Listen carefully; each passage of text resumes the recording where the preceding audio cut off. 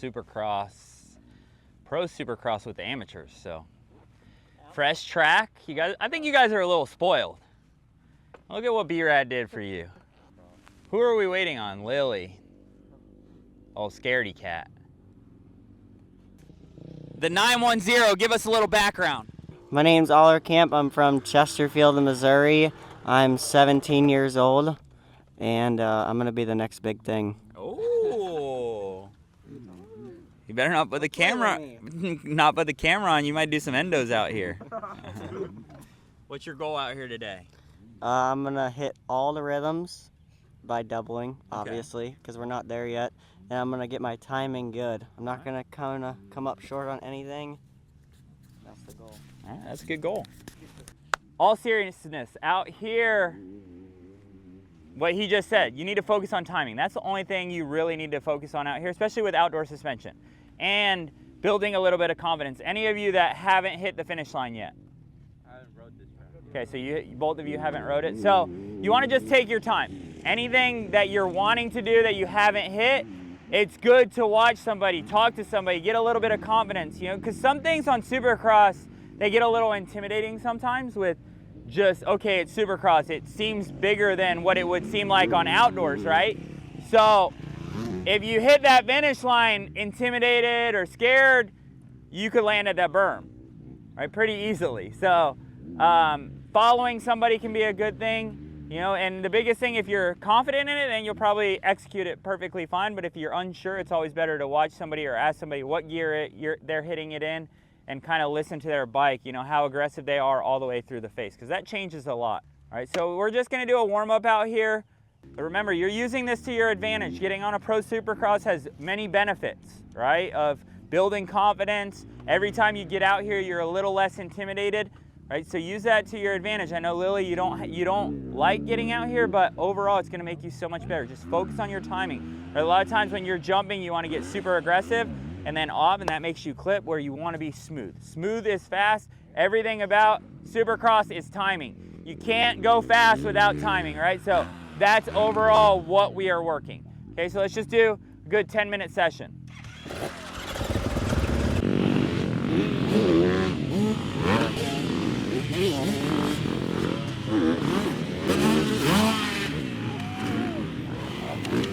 So much for timing everything perfect first lap. That's why you really have to be focused on a supercross track. It can go wrong like that.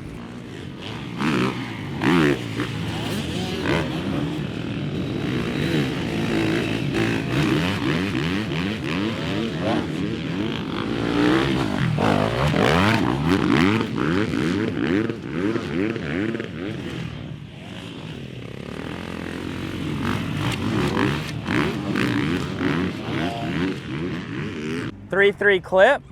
No, I went 2-3 and I went over the bars. Right, and that's the importance, guys, of being strong too, because this ground doesn't move that good. Did you bounce off the jump? I don't know. Oliver, you went out there right away and almost ended your session on Supercross. Yeah, it went too long. And watching a lot of you, like I turned over here, Nacho, Trip, you guys, even doubling this. When you're doubling and I see that bike compress and unload before it drops down that downside, we're a little short, right? And that's part of learning. I don't expect you to be perfect, but the next time you come through there, go a little bit more. On Supercross, you're always better to be a little bit long than a little bit short. Let's do it.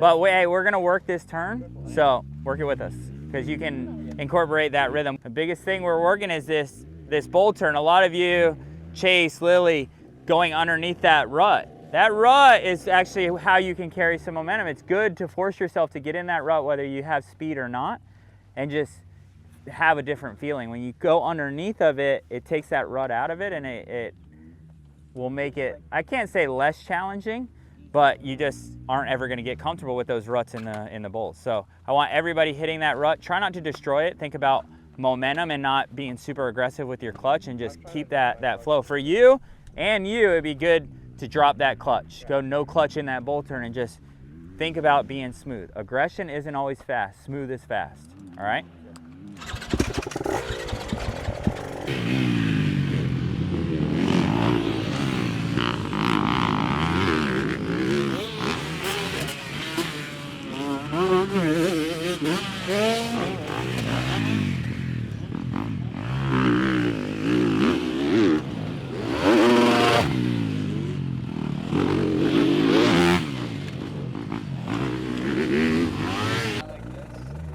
Hey, Chase, Jackson, a lot of you, when you're getting in that rut, where's your outside foot?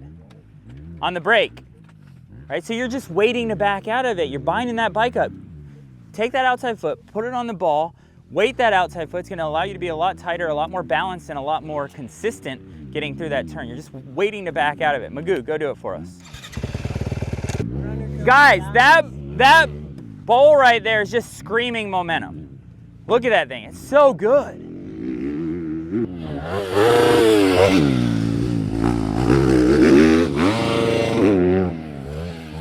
That good? Very smooth, flowed. He wasn't making it choppy. He wasn't breaking in the middle of it.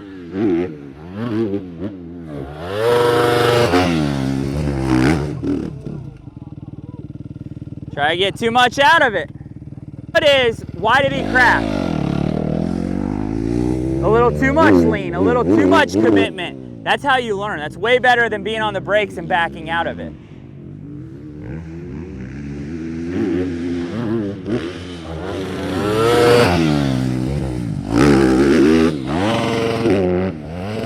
Little hesitation, but better. That's how you find that balance. You were actually, I want Oliver to go do it as well. He would. Don't get too confident, buddy. Don't get too confident. You were doing it. Hey, difference between confidence and cocky, right? Cocky will jump up and bite you. Oliver's doing very well as he's transitioning, standing to sitting just past the apex, which is really good.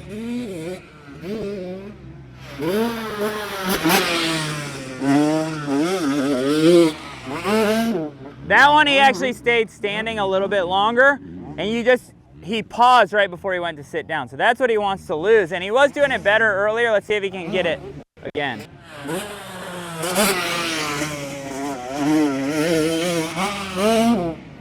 Better? Yeah, a lot better. You didn't hear that change. Front end climbed a little on the exit, just got a little bit back. You just got to keep that head over the front. That was good. A little different? Yeah, and a lot better, right? You didn't second guess it. You kept that bike moving. What'd you feel on the exit? Did you feel anything?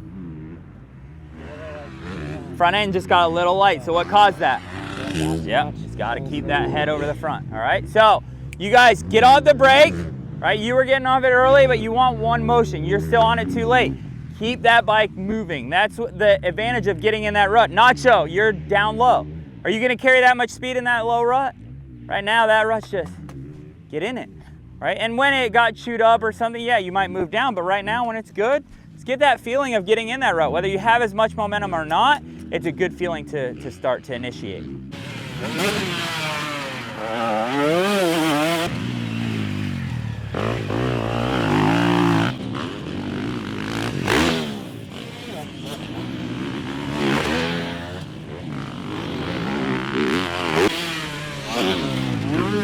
Out your eyes too, right? And don't be overly aggressive. You've already got the momentum, so you don't need much throttle. You got the roll speed. When you get too aggressive, are you second or third?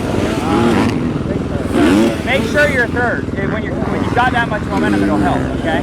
No, but stay over it. When you get back that front end, but your eyes are everything. Keep the eyes moving.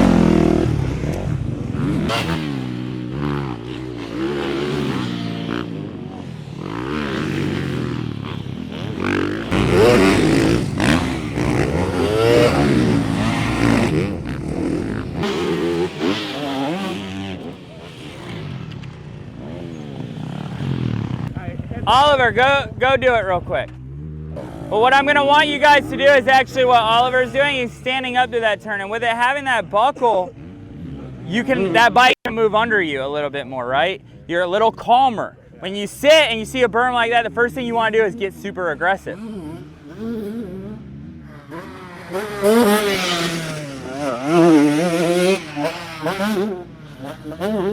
Decent?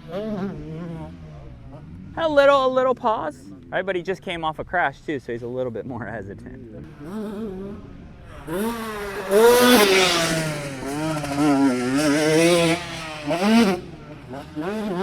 I think he just uppercutted himself on his scrub on the finish line, so he got a little.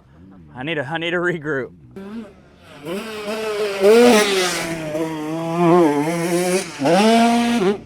Woo! That's what I'm talking about. Very nice, right? And it was one motion, right? Less change, less backing out of it, staying committed, and that bike can move under him when he's standing. See, I told you. I knew it. It looked like he did the whole uppercut right there. The second one, I think he punched himself in the face, so he had to regroup really quick and get one more run at it.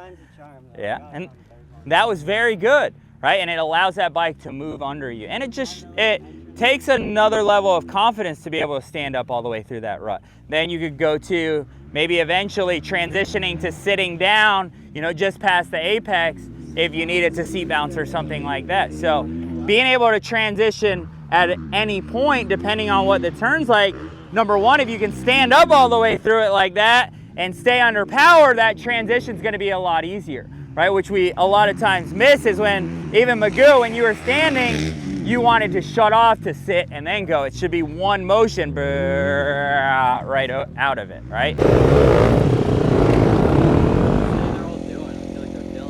Yeah, they're doing really good. It's just a slow process. They don't need to race Supercross tomorrow, so it's just about building confidence for them. I think the biggest thing that the kids get out of it is they hit the whoops, they hit the triple, they hit a finish line for the first time. And when they watch Supercross, they can relate to it. They can see themselves being there one day. And the biggest thing is actually having that little bit of hope that you can be there one day, and them getting out here, actually, they can relate to watching Supercross and have that belief that, hey, one day maybe I can do that. Maybe one day I can be a Supercross winner or just make a main event.